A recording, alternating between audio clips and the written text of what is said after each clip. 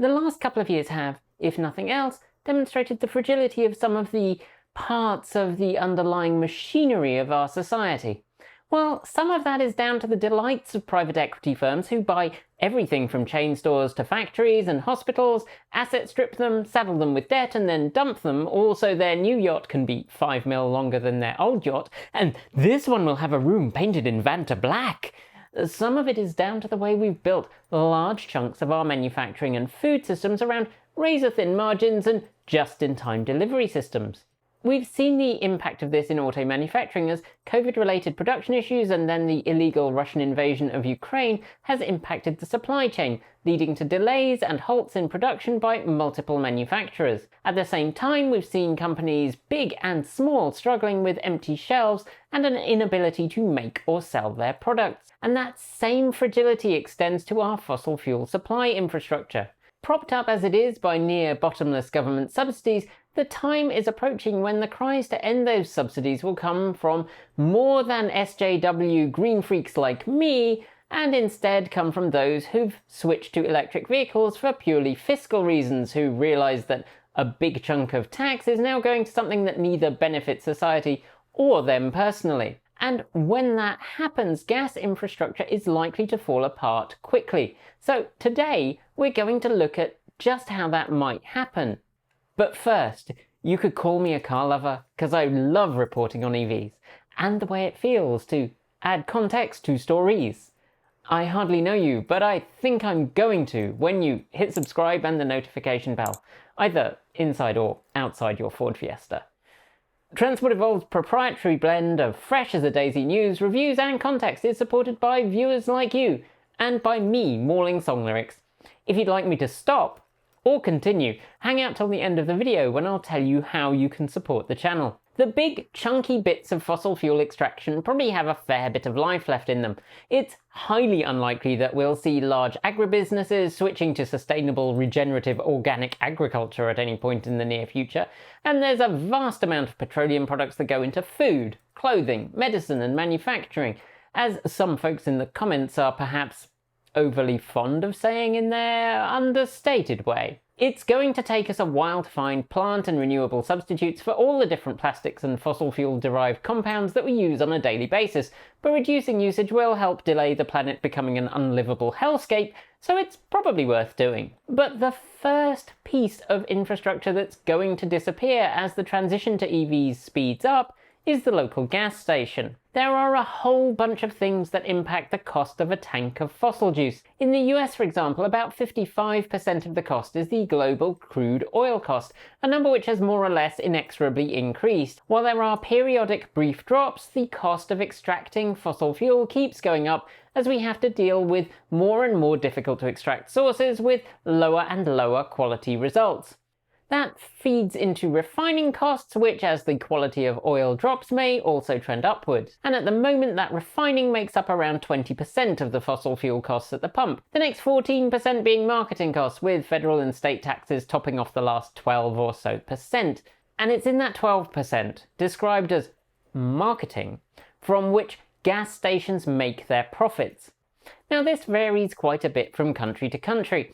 In the UK, the Royal Automobile Association recently reported that petrol stations were making about 21 pence per litre following COVID, roughly $1 from every US gallon.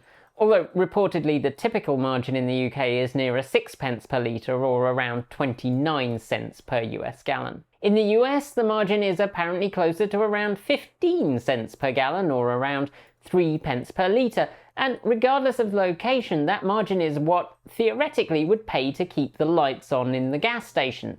Only it doesn't. Once you factor in all the expenses, including rent, freight costs, utilities, payroll, and of course credit card fees, the actual owner of a typical US gas station is left with around 2 cents per gallon, less than a penny from each litre. The average US gas station sells around 4,000 gallons of fuel per day, netting owners a less than massive profit of around $100 per day for the gasoline selling part of the business, which, as I'm sure you can imagine, is a big whoop for the retailer. Crack open the Dom Perignon! Oh, only none of those numbers that I cited apparently includes the cost for maintenance or insurance, so take a chunk out for that too. Obviously, that doesn't really make retailers super excited to sell gasoline. Add into that increasing regulations that require better capture systems for leaking or spilled fuel, better fire suppression, legislation that requires new pumps with vapor recovery systems to reduce the amount of fuel vapor escaping into the environment during filling, and the simple fact that over time the underground tanks corrode or fail and require replacement. And of course, the value of the land, particularly in urban areas, continues to increase. And you might start to wonder why gas stations bother with selling gas at all. The obvious answer is that it drags in passing trade. People stop for gas and, at my local station, get to top up on a delicious array of Indian snacks and chutneys. They grab a coffee, almost all profit, some chocolate and a new USB cable, and because it's right there at the counter, perhaps they grab a lottery ticket. Maybe it's their lucky day. But it's a really tight balance. Increase your margin and suddenly everyone decides to stop at the gas and gulp rather than your 16 shiny new gas pumps. If everyone tries to increase their margin, that puts even more pressure on folks to transition to electric vehicles. Drop your margin and pretty quickly you're making a loss on fuel sales, something that can quickly prove disastrous in the face of the really labile oil prices that we've seen recently, where stations have suddenly found themselves making a significant loss on fuel. Some gas stations are taking the plunge and installing charging stations.